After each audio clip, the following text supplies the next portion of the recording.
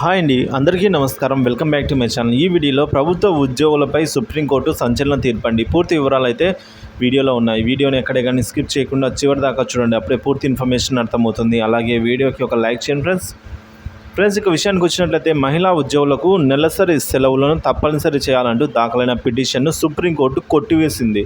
అంటే అందుకు ఒప్పుకోలేదు. విధానపరమైన నిర్ణయాల్లో తాము జోక్యం చేసుకోలేమని తెలిపిందండి. ఈ సందర్భంగా సర్వోన్నత న్యాయస్థానం కీలక వ్యాఖ్యలు చేసింది. నెలసరి సెలవులు అనేవి మంచి నిర్ణయమే అయినప్పటికీ దానివల్ల మహిళలు ఉద్యోగ అవకాశాలకైతే దూరం కావచ్చు అని అభిప్రాయపడింది సుప్రీంకోర్టు. ప్రస్తుతం దేశంలో 2 రాష్ట్రాలు మహిళలకు నెలసరి సెలవులు ఇస్తున్నాయని, మిగతా రాష్ట్రాల్లోనూ దీన్ని పాటించేలా ఆదేశాలు జారీ చేయాలని సుప్రీంకోర్టులో పిటిషన్ దాఖలైంది. దీనిపై భారత ప్రధాన న్యాయమూర్తి జస్టిస్ డివై చంద్రచూడ్ నేతృత్వంలోని ధర్మాసనం సోమవారం విచారణ జరిపింది. మహిళలకు నెలసరి లీవులు ఇస్తే వారు మరింత ఎక్కువగా ఉద్యోగాల్లో చేరేందుకు ప్రోత్సహించినట్లు అవుతుంది. అయితే వీటిని తప్పనిసరి చేయాలని యజమానులను బలవంత పెడితే అది ప్రతికూల పరిస్థితులకు దారితీయవచ్చు. మహిళలను ఉద్యోగాల్లో నియమించుకునే అవకాశాలు కూడా తగ్గవచ్చు.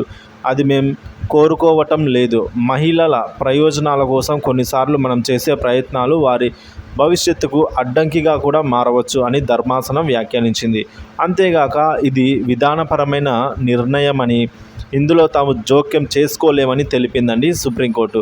ఈ విషయంలో రాష్ట్ర ప్రభుత్వాలతో కేంద్ర విస్తృత చర్చలు జరిపి ఫ్రేమ్వర్క్ను రూపొందించే అంశంపై నిర్ణయం తీసుకోవాలని సూచించింది. పిటిషనర్ తన అభ్యర్థనను కేంద్ర మహిళా శిశు